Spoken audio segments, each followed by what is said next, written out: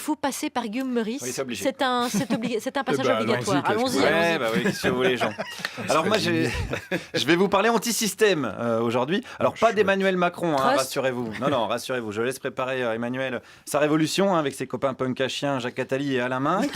Je vais vous parler de Donald Trump parce qu'avait lieu un grand dîner à Paris pour fêter son investiture. C'était à l'hôtel Intercontinental, donc un palace, donc un haut lieu de la contestation des élites.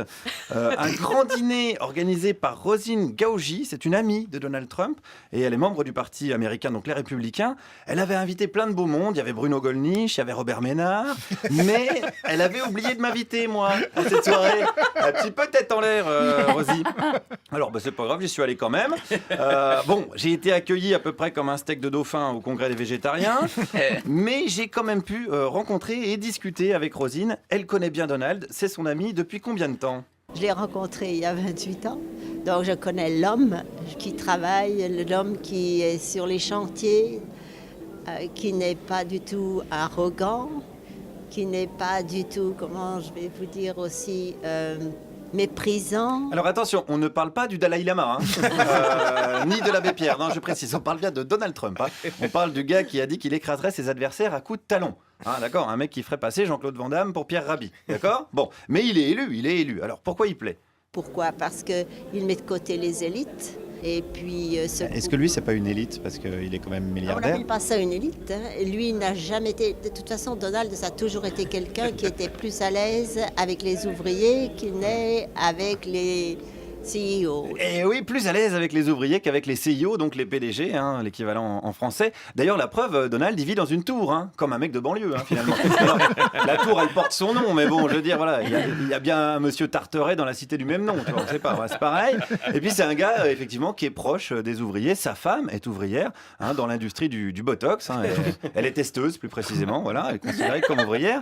Donc, il connaît, d'ailleurs, le rapport de Donald Trump avec les femmes, on en parle un peu ? Bien sûr, on a tout entendu, mais je vais vous dire quelque chose. Quand vous avez été pendant plus de 30 ans un milliardaire, vous croyez que les femmes vous laissent tranquille ? Et pendant 30 C'est lui qui a ans- été harcelé par les femmes. Bien sûr, il est harcelé par les femmes. Il a été harcelé par les femmes. Et en plus, il a la classe de pas se plaindre, Donald. Voilà. Prenez-en de la graine, André, un petit peu. c'est vrai. Certainement un homme qui souffre en silence, qui ne peut pas sortir de chez lui sans que des groupies veuillent lui arracher son slip. Quel calvaire. Je lance d'ailleurs sans plus attendre le hashtag Je suis le slip de Donald. Et j'apporte tout mon soutien aux Denis Baupin, Roman Polanski, Cheb Mami. Tous ces gens qui feraient bien de former le club des romantiques incompris, dont Rosine sera peut-être membre d'honneur. Vous savez, je vais vous dire ce genre d'homme qui est harcelé par les femmes. Ça, c'est la vérité. Il y a des moments où il en a assez et où il les traite.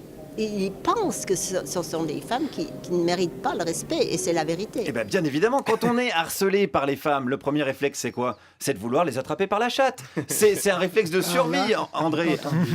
Par la chatte, Jean-Pierre. Vous avez bien entendu en fait. C'est du Donald Trump. C'est de Donald Trump, c'est de la légitime défense, comme on pourrait dire. C'est un homme harcelé par les Mexicains également. Du coup, il veut construire un mur et Rosine, elle trouve ça trop cool. Quand vous avez des invasions comme ça se passe à la frontière du Mexique, c'est quelque chose de... Tous les jours, on a des morts, ok ? Des Mexicains, alors, du coup, qui meurent, non? Mais même des Mexicains qui sont dans le pays, qui sont attaqués par les autres. Ah voilà, en fait Donald il veut stopper la guerre entre les Mexicains. C'est un gars qui veut la paix et la discorde, et la concorde, pardon, du coup, lapsus révélateur. Alors quand il dit que les Mexicains sont des drogués et des violeurs, c'était évidemment dans une démarche sociologique. Donald, c'est un petit peu le Edgar Morin du tacos. C'est ça d'ailleurs que les médias français et les médias en général n'ont pas pigé.